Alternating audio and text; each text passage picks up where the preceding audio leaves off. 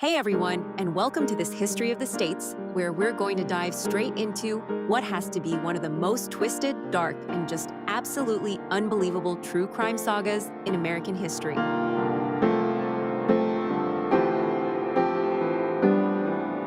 Now, if you've been following the news over the past few years, you almost certainly know the name Murdaugh. But just when we all thought the story had wrapped up, the justice system threw a curveball that literally nobody saw coming, throwing a century of legal history entirely out the window.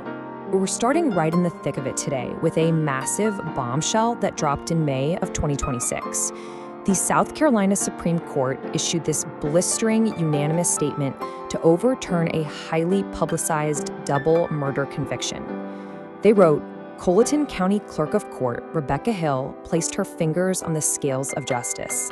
I mean, that is an incredibly severe condemnation coming from the highest court in the state. It signals an absolute catastrophic failure in the trial process. So, what did this shocking twist actually mean? Well, it meant that Alex Murdaugh, who was serving 2 consecutive life sentences for the brutal 2021 killings of his wife Maggie and his son Paul, suddenly had his murder convictions completely thrown out. After this massive 6-week trial that basically captivated the entire nation back in 2023, the verdict was erased in an instant, all because of some truly shocking jury tampering. But hold on. To really understand why this matters, why this overturned conviction is making international headlines right now, and how we even got to this wild 2026 twist, we've got to rewind a bit. We need to look at who exactly the Murdaugh family was and the absolute authority they wielded over their corner of the world. So let's jump into our first chapter, a century of power, also known as Murdaugh Country. To grasp their grip on power, you have to realize we aren't just talking about some moderately successful law firm here. We're talking about an unprecedented, multi-generational monopoly. For 86 consecutive years, from 1920 all the way to 2006, 3 generations of Murdaughs, Randolph Sr., Buster, and Randolph III, served as the lead prosecutor or the circuit solicitor for South Carolina's 14th Judicial District. That kind of consecutive inherited political power, it's practically unheard of in modern American history.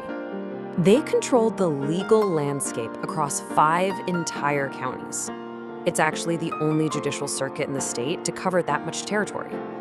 Their private law firm essentially built the local economy by suing massive corporations, while the families simultaneously prosecuted the criminals.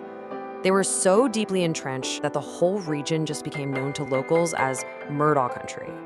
And honestly, the family's immense influence meant that doing business or going to trial in their territory was seen as a totally losing battle against a rigged system. If you were a defendant going up against a plaintiff represented by a Murdaugh, or a criminal defendant being prosecuted by a Murdaugh, well, the deck was heavily stacked against you. They didn't just uphold the law, they were the law.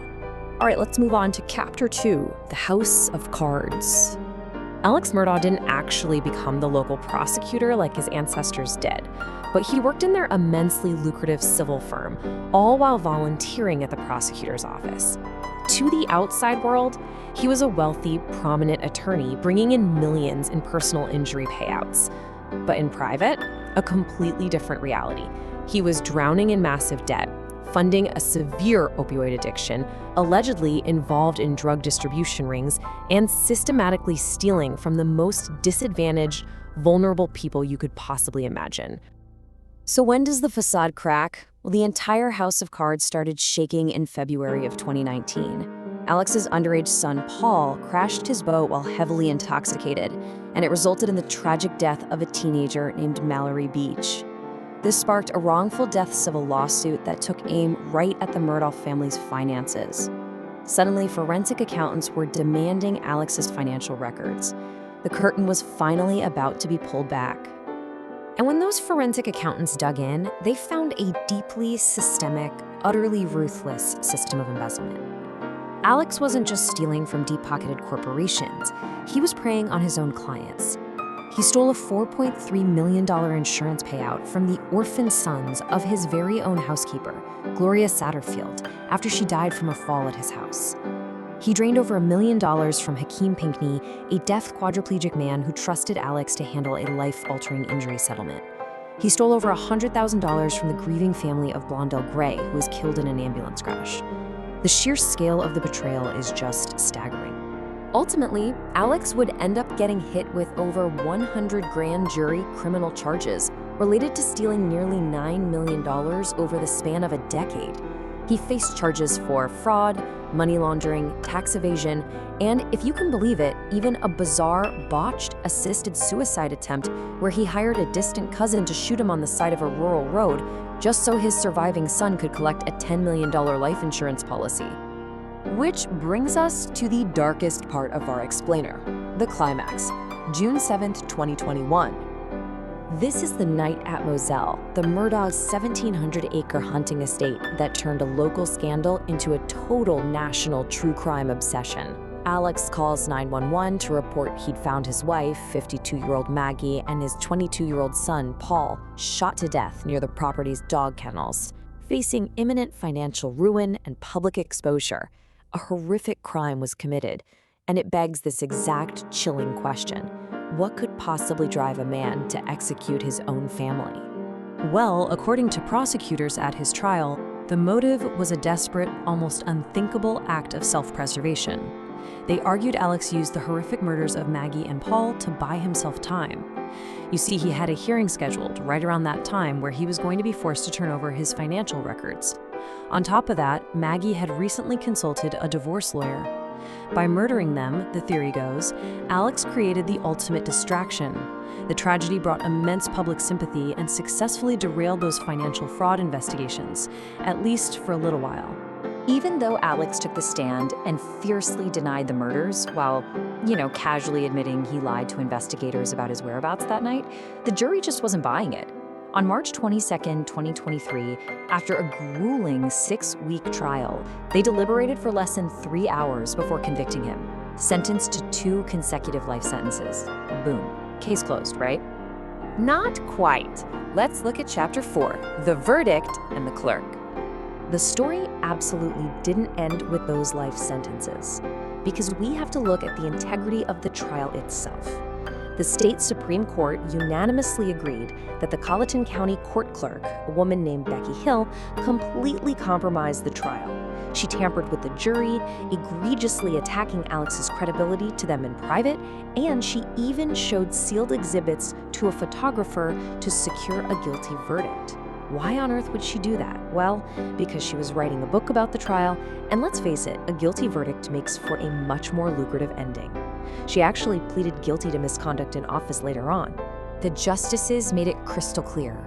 No matter how much time or money was spent, or how obviously guilty a defendant might seem, every single person is entitled to a fair trial by an impartial jury. Because the trial was tainted by an official of the court, the murder convictions were legally erased. The state is now going to have to retry Alex Murdaugh all over again. And just in case you're wondering, double jeopardy actually does not apply here because the first trial was invalidated by external errors, not an acquittal.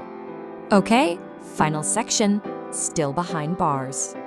Now, seeing a headline that a double murder conviction was overturned might make you think Alex Murdaugh is out there walking the streets of South Carolina again. But don't let that fool you.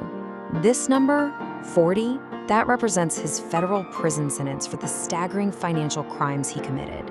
He pled guilty to stealing millions from his clients and his law firm, and this 40-year sentence is completely separate from those murder charges. So, between his 40-year federal sentence and an additional 27-year state prison sentence for his decades of embezzlement, Alex Murdaugh's reality is pretty bleak.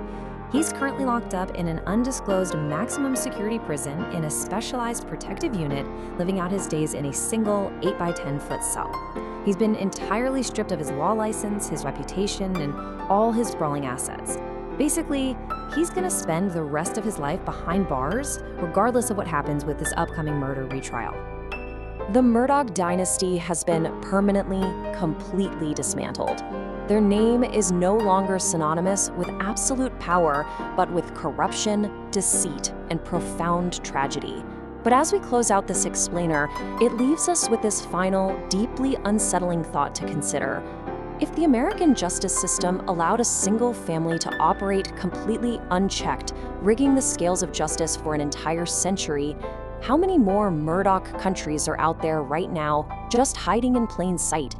Think about that for a second, and keep questioning the systems around you. Thanks for joining me on this explainer. I'll catch you next time.